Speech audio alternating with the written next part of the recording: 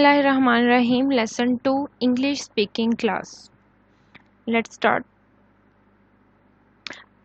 पिछले लेक्चर में हमने पढ़ा था नाउन को और नाउन की आगे कितनी टाइप्स होती हैं उसको. ये लेसन नंबर 2 है. इसके अंदर हमने पढ़ने हैं पार्ट्स ऑफ स्पीच, जिसका सबसे पहला क्या है,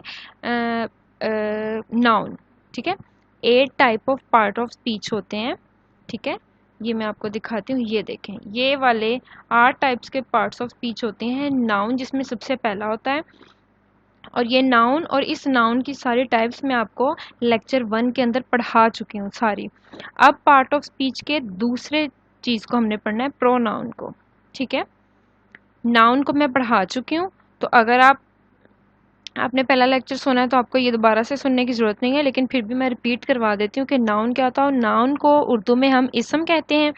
ये वो लफ्ज़ है जो किसी ख़ास शख्स, चीज़ या जगह के लिए इस्तेमाल होता है. मसलन पर्सन, ठीक है, एक ख़ास पर्सन. ठीक है, प्लेस कोई जगह, थिंग या किसी चीज़ के लिए इस्तेमाल होता है. मसलन कराची हो गया, सूरज, किताब, आमना. उर्दू ज़बान में इसे हम इसम कहते हैं और अंग्रेज़ी ज़बान में नाउन कहते हैं.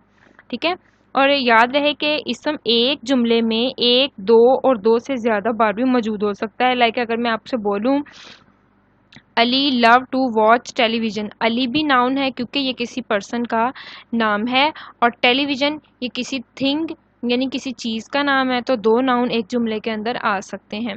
कैट हो गई, शिप हो गई, हीरो, मंकी, मतलब किसी ख़ास चीज़ या जगह या शख्स का नाम नाउन कहलाता है. अब पार्ट्स ऑफ स्पीच का दूसरा पार्ट है प्रोनाउन. ठीक है, 8 होते हैं ना पार्ट्स ऑफ स्पीच, तो हमने दूसरा पढ़ना है कि प्रोनाउन क्या होता है. देखें जी, प्रोनाउन क्या होता है, इसकी डेफिनेशन देखें. Pronoun is a word that is used instead of a noun और नाउन फ्रेज. उसने कहा है कि नाउन यानी इसम और इसम के जगह पे जो हम फ्रेज इस्तेमाल करते हैं उसको हम प्रोनाउन बोलते हैं. देखिए, प्रोनाउन को उर्दू में हम इसमें ज़मीर कहते हैं. ठीक है, अगर ये ना, फॉर एग्जांपल मैं आपको एक जुमला बोलती हूँ, रोहान इज़ गोइंग टू बाज़ार. यहाँ पे कौन बाज़ार जा रहा है? रोहान जा रहा है. तो रोहान यहाँ पे क्या है? नाउन, क्योंकि ये एक नाम है. ठीक है, और देखिए बाज़ार एक जगह का नाम है. दो नाउन एक ही फिक्रे में आ रहे हैं. ठीक है, लेकिन यहाँ पे बेसिक मैंने कॉन्सेप्ट देना है प्रोनाउन का. तो इसी तरह अगर हम रोहान की जगह ही यूज़ कर लें, ही इज़ गोइंग टू बाज़ार, तो यहाँ पे ही क्या है? प्रोनाउन. उसने कहा है ना कि इंस्टेड ऑफ नाउन, उस नाउन की जगह अगर आप कोई यूज़ कर लेंगे, he, she, it, I, we, you, ठीक है, दे, ये सारे वर्ड जब आप इस्तेमाल करेंगे इसकी जगह तो वो होगा प्रोनाउन. ठीक है, और इसके अलावा प्रोनाउन को जो है वो हम 3 हिस्सों में तकसीम करते हैं. ठीक है, वो भी मैं आपको बताती हूँ. और बेसिकली प्रोनाउन जो है ऐसी शख्सियात होती हैं जिनके बारे में हम बात कर रहे होते हैं. तो यहाँ पे मैं ये बात कर रही हूँ कि रोहान बाज़ार जा रहा है, लेकिन अगर मैं रोहान की जगह ही लगा दिया तो मैं कह रही हूँ कि वो बाज़ार जा रहा है. ठीक है, तो वो जो ही है वो प्रोनाउन यूज़ हो गया. इसी तरह अगर मैं, अब बेसिकली प्रोनाउन की कितनी 3 टाइप्स हैं. ठीक है, फर्स्ट पर्सन जो प्रोनाउन होते हैं उसके अंदर हम लिखते हैं आई, माई, मी, माई सेल्फ, वी, अस. ठीक है, इस तरह के तौर पर इस्तेमाल होते हैं जुमले जो हैं वो एज एन सब्जेक्ट. और सेकंड पर्सन प्रोनाउन के अंदर यू, योर, योर सेल्फ, इस तरह के जुमले इस्तेमाल किए जाते हैं. ठीक है, थर्ड पर्सन प्रोनाउन के अंदर ही, शी, इट, दे, देमसेल्व्स. ठीक है, इस तरह के जो है वो सब्जेक्ट के ऑब्जेक्ट के तौर पर, सब्जेक्ट और ऑब्जेक्ट के तौर पर हम इस्तेमाल करते हैं.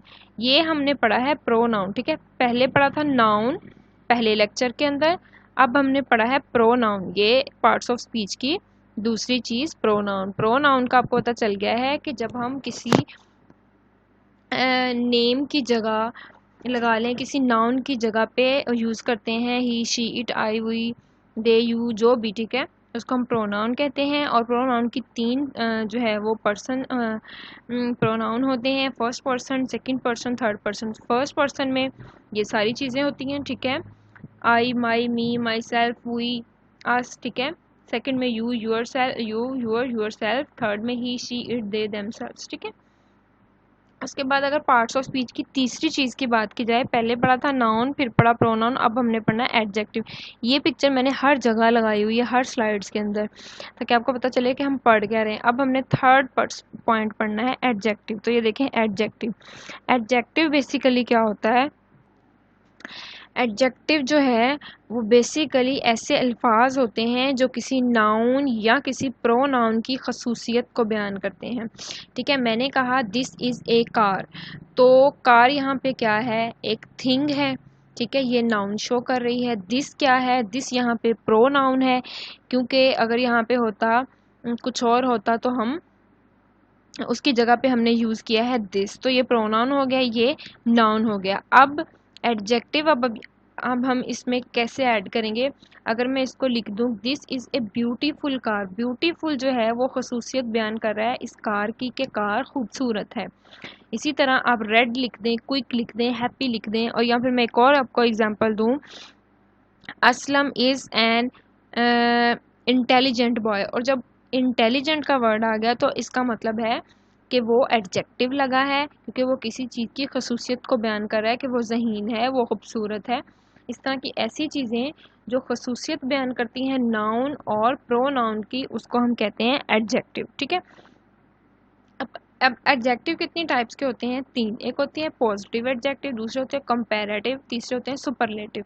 ठीक है, ये स्पेलिंग की मिस्टेक होगी, आई लिखा हुआ है, तो ये माइनर सी मिस्टेक्स को इग्नोर करना चाहिए। मतलब हम इतने, हमारी कॉमन सेंस तो है कि हम जो बोल रहे हैं वो हमें समझ आ रहा है।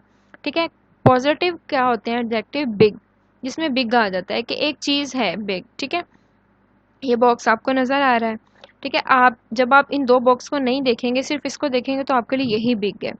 कंपैरेटिव में अगर आप देखें बिगर, तो बिगर में क्या आएगा? इस पहले वाले से ज़्यादा बड़ा बॉक्स है। सुपरलेटिव में क्या आएगा? बिगेस्ट, उससे भी बड़ा।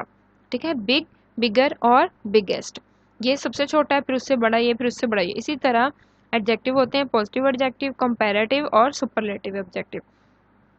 अब आप अगर देखें, हमने नाउन भी पढ़ लिया, यहाँ पे देखते जाएं साथ साथ, फिर हमने प्रोनाउन भी पढ़ लिया, फिर हमने एडजेक्टिव भी पढ़ लिया। अब हमने क्या पढ़ना है?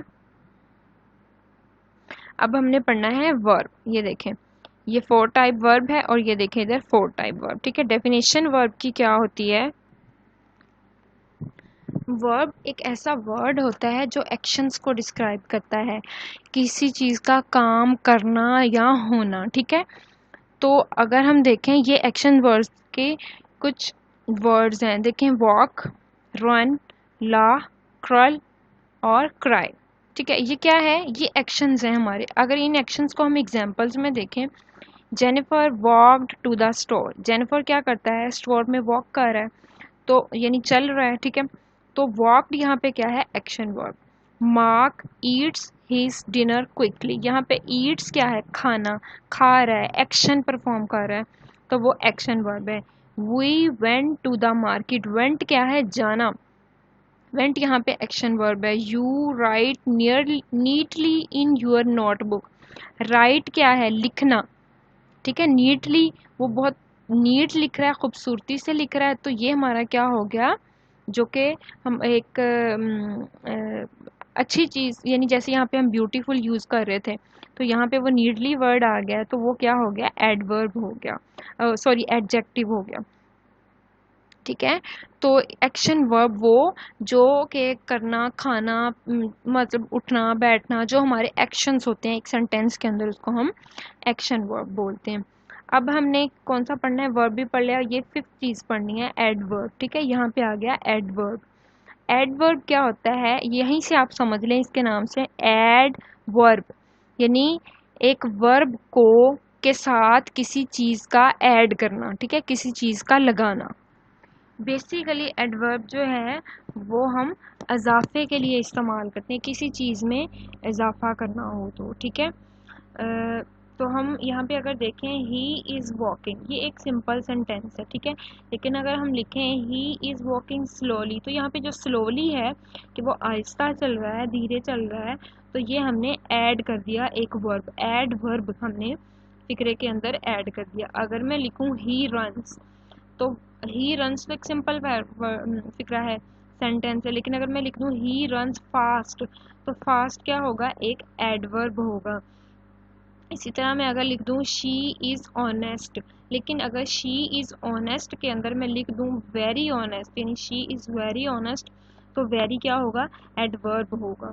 ठीक है, इसी तरह ये कुछ बस इसमें फ़र्क ये है कि कोई भी एडजेक्टिव हो उसके हमने आखिर में जो है वो एडवर्ब लगाना होता है। किसी भी एडजेक्टिव के आखिर में हमने एडवर्ब लगाना होता है। Like you sang sweetly. Sang क्या है, मतलब ये सिंग सॉन्ग सेंग, ठीक है, थर्ड फॉर्म है ना। तो संग क्या है कि वो गा रहा है, ठीक है। लेकिन अगर मैं लिख दूँ यू सेंग वेरी स्वीटली, तो वेरी यहाँ पे क्या आ गया, एडजेक्टिव, यानी जिसमें हम जैसे हमने ब्यूटीफुल का यूज़ किया था। और वेरी के बाद हमने स्वीटली लिख दिया, जिस तरह ये स्लोली था, तो अगर हम स्वीटली लिख दें यू सेंग वेरी स्वीटली, तो स्वीटली यहाँ पे एडवर्ब हो जाएगा। डिफरेंट एग्जांपल्स हैं, कुछ मैं आपको लिख के दिखा रही हूँ जो स्क्रीन पे लिखी हुई है, कुछ मैं खुद से बोल बोल वर्बली आपको बता रही हूँ। गौर से सुना करें जो मैं बोल रही होती हूँ, तो इंशाल्लाह आपको समझ आ जाएगी। आगे हमने पढ़ना है पार्ट्स ऑफ स्पीच का 6 पॉइंट क्या है, प्रपोजिशंस। प्रपोजिशंस कहते ही लफ्ज़ आपको समझ आ जाने चाहिए, यानी in, at, on, of, and, to, इस तरह के वर्ड जब हम किसी सेंटेंस के अंदर इस्तेमाल करते हैं वो प्रपोजिशन कहलाते हैं। चलिए डेफिनेशन देखते हैं। बिटवीन नाउन एंड प्रोनाउन, ठीक है, ये प्रपोजिशन जो है हम नाउन और प्रोनाउन के दरमियान यूज़ करते हैं। लाइक एग्जांपल देखें, the book is on the table. अब ये बुक क्या है यहाँ पे और टेबल क्या है यहाँ पे, ठीक है, नाउन और प्रोनाउन है ना दोनों, इन दोनों को जोड़ने के लिए हमने क्या यूज़ किया, ऑन, ठीक है, ऑन। तो book is on the table के बुक टेबल के ऊपर है, ठीक है। तो ये हमने क्या की, प्रपोजिशन का इस्तेमाल किया। लेकिन अगर मैं लिख देती यहाँ पे the book is under the table, के उसके नीचे है टेबल के बुक, तो ये भी प्रपोजिशन है। इसी तरह हम इन यूज़ कर सकते हैं as an preposition, at, on, of, and, to, before, after, above, ठीक है। इस तरह की जितनी भी चीज़ें हैं ये सारी प्रपोजिशंस कहलाती हैं। आगे पार्ट्स ऑफ स्पीच का 7 पॉइंट हमने पढ़ना है, कंजंक्शन। कि कंजंक्शन क्या होता है। बेसिकली कंजंक्शन जो है वो दो फिक्रात को आपस में जोड़ने के लिए इस्तेमाल होता है। दीज आर दी वर्ड्स, एक ऐसा अल्फाज हैं ये, which are use to join sentences, के जो फिक्रे होते हैं हमारे पास उनको जोड़ने के लिए इस्तेमाल होता है, फ्रेजेस और वर्ड्स टुगेदर, ठीक है। एग्जांपल देखें, आई एम गोइंग टू बाज़ार, ये एक फिक्रा हो गया। I will be back soon, ठीक है, मैं जल्द वापस आ जाऊंगा या आ जाऊंगी। लेकिन मैंने इसके दरम्यान में लगा दिया बट। ये बट क्या है, ये बट जो है ये कंजंक्शन है। आई एम गोइंग टू बाजार but I will be back soon, तो ये बट क्या होगा, कंजंक्शन। इसी तरह बट, बिकॉज, बिफोर, आफ्टर, इस तरह के कई कंजंक्शंस हैं जो हम पार्ट्स ऑफ स्पीच के अंदर कंजंक्शन एज एन इस्तेमाल करते हैं। किसी भी सेंटेंसेस के अंदर हम ये कंजंक्शन इस्तेमाल करते हैं, ठीक है।